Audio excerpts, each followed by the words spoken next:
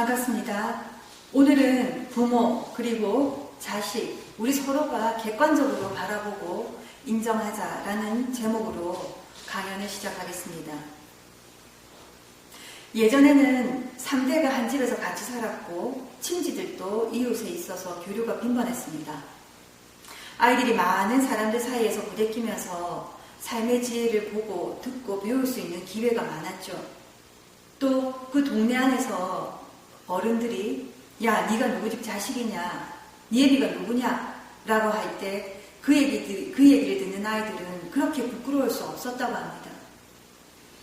요즘은 핵가족화가 되고 또 제 자식만 귀하다고 하는 이 사상이 팽배해져 있습니다. 그러니 다양한 경험을 접할 수도 없고 일러주는 사람도 없습니다.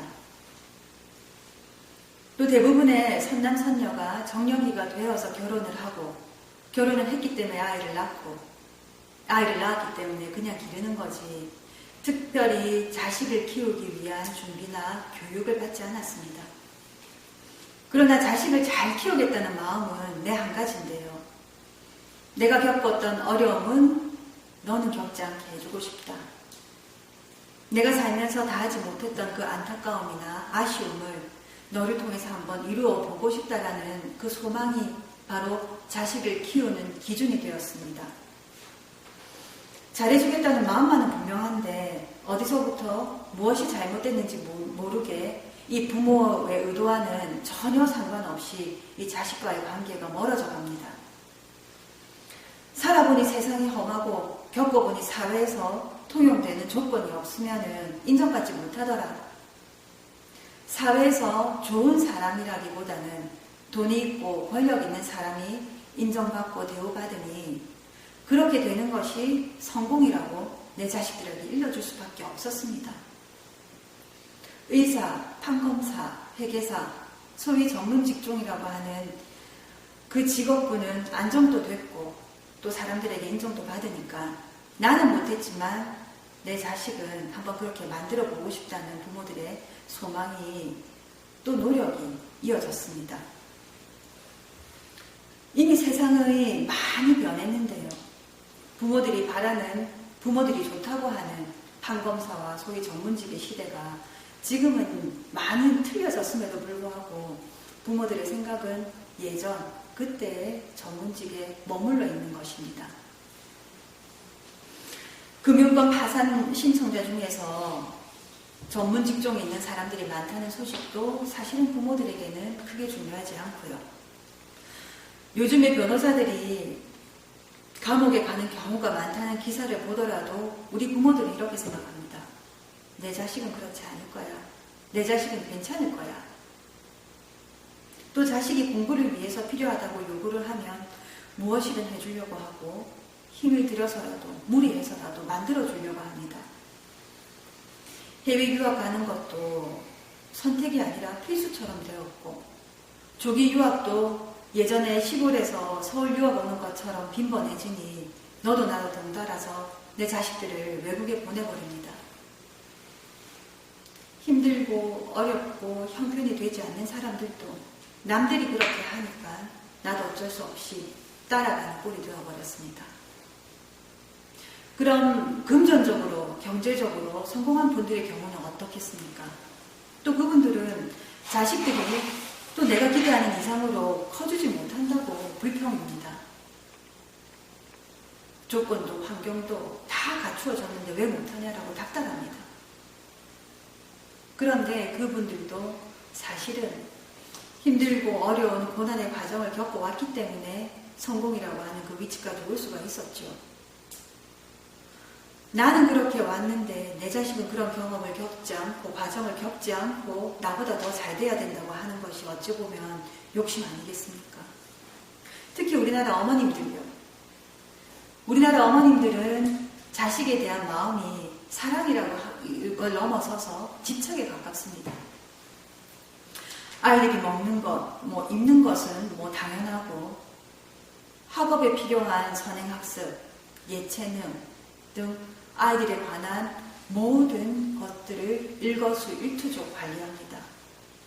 그런 이런 얘기가 나올 수밖에 없죠.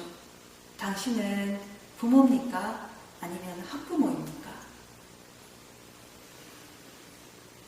한 개인으로 어쨌든 드릴 수 있는 온갖 정성을 다 드렸습니다. 기대가 크면은 실망도 클 수밖에 없습니다.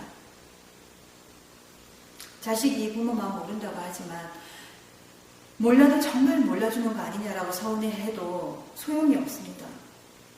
제 잘되라고 하는 것 외에는 아무것도 없는데 어느 때부터인가 이 자식들이 이 부모에 대해서 마음을 닫고 말문까지 닫아버립니다.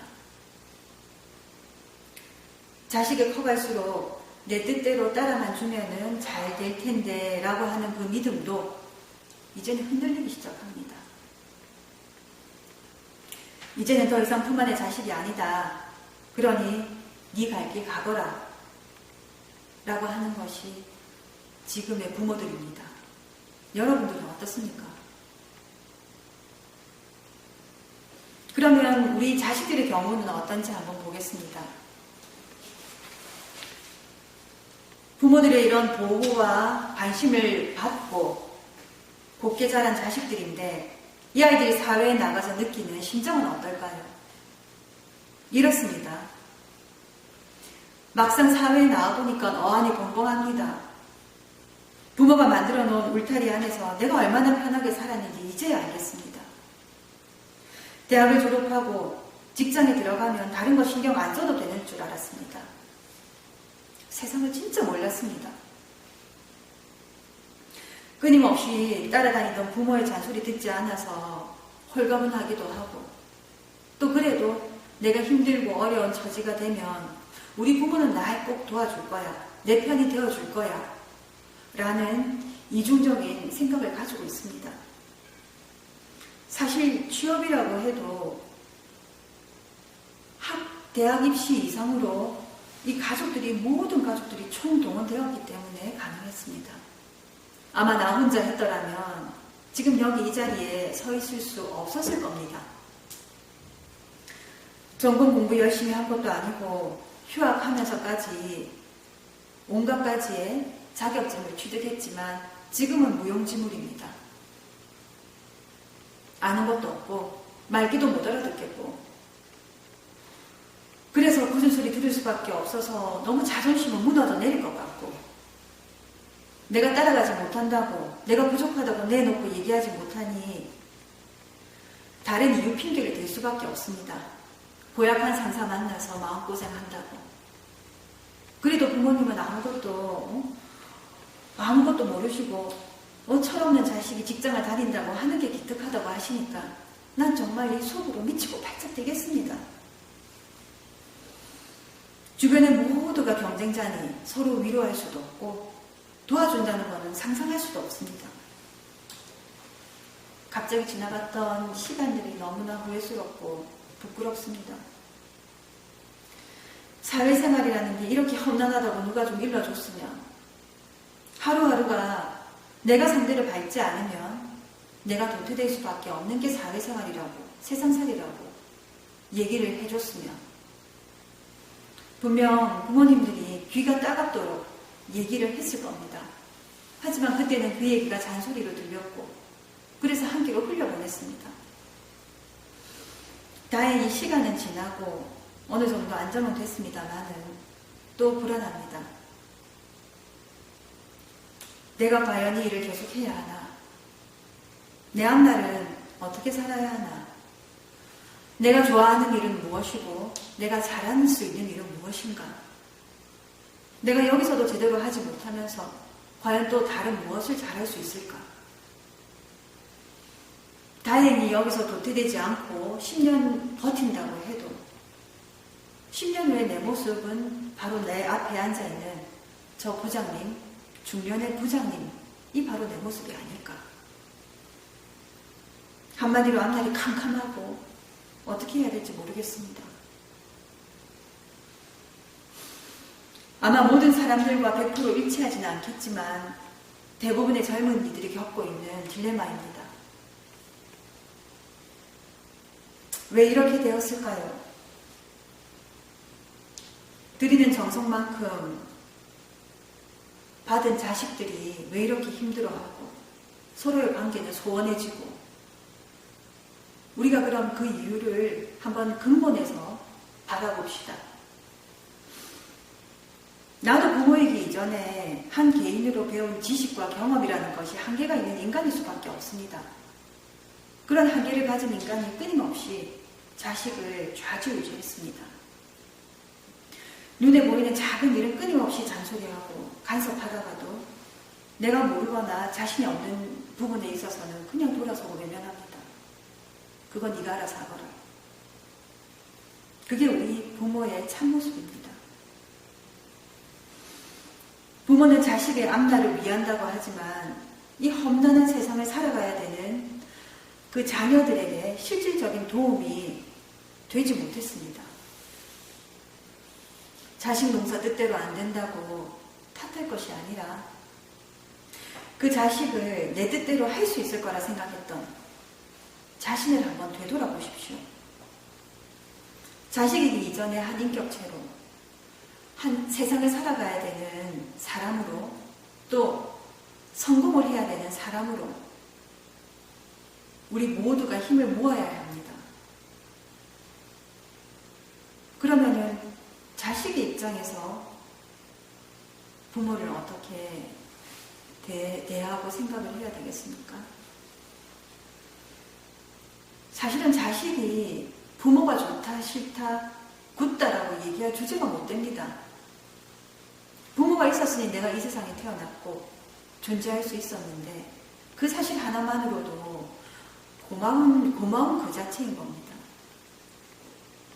여러분들은 스스로를 귀하게 생각하면서 나를 낳아주고 키워주고 또 내가 살아가는 이 바탕을 만들어준 부모님에 대한 고마움을 모른다 라고 한다면 제 자신을 되돌아볼 필요도, 스스로 부끄러움조차 느낄 이유도 없습니다.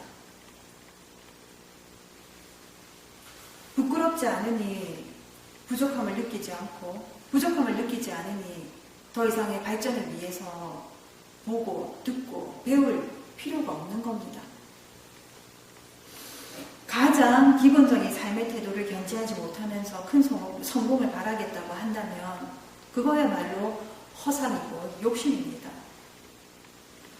내 삶의 성공을 위해서 가장 그 출발점은 나를 낳아준 부모님에 대한 감사하고 소중한 마음을 바탕으로 그분들이 생각하시는 그 이상으로 우뚝 서겠다는 마음으로 노력하고 그 자세를 견지해 간다면 세상 어느와 누구와 비교해서도 당당히 얘기할 겁니다. 또 성공할 수 있을 겁니다.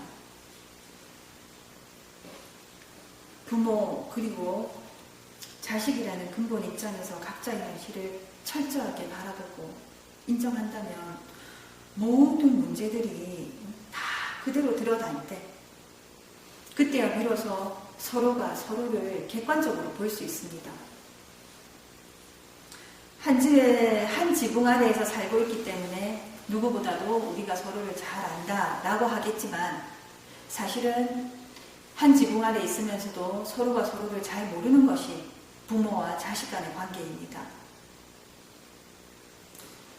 떨어져 있으면서 안 보면은 불안하고 보면 짜증나는 관계가 아니라 만나면 안 보면 보고 싶고 보면 반가운 관계로 발전할 수 있기를 바라겠습니다. 감사합니다.